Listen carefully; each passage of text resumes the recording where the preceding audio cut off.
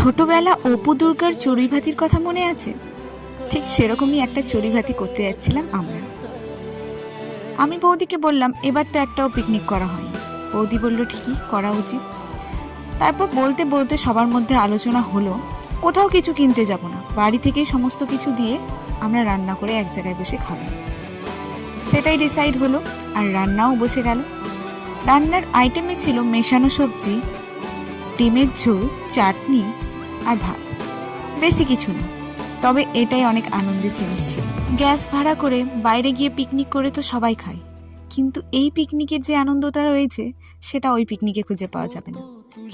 আমাদের জেঠিমণি কোথাও থেকে একটা জোগাড় করে বক্স জোগাড় করেছে সবার নাচার জন্য, যাতে বাচ্চারা আনন্দ করতে পারে।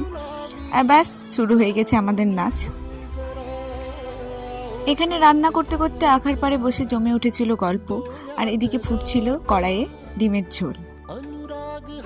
কিছুক্ষণের জন্য মনে হলো যেন ছোটবেলায় ফিরে গেছি। ঠান্ডার দিনের পিকনিক, একদিকে বড়রা বসে রান্না করছে, একদিকে বাচ্চারা এনজয় করছে। ব্যাস, এইটুকু হলে আর কি চাই। এটা আমার বছরের প্রথম পিকনিক ছিল, কিন্তু বিশ্বাস করো এটা আমার বেস্ট পিকনিক ছিল।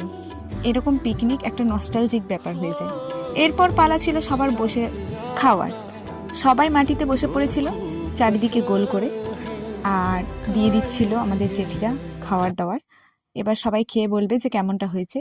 কিন্তু সত্যি বলছি, এতটা টেস্টি রান্না হয়েছিল, কারণ পিকনিকে যেমনই রান্না হোক খেতে কিন্তু টেস্টি লাগে। ব্যাস, এর খাওয়া দাওয়া সারার পর আমাদের লেগে গেছিলো ঠান্ডা, তার জন্য আমরা এখানে জ্বালিয়ে নিয়েছিলাম একটু আগুন। তারপরে সবাই মিলে সেই আগুনের পাশে বসে গল্প গুজব, আর ব্যাস শেষ। তো ভিডিওটি ভালো লাগলে অবশ্যই লাইক, শেয়ার অ্যান্ড সাবস্ক্রাইব করে দিও।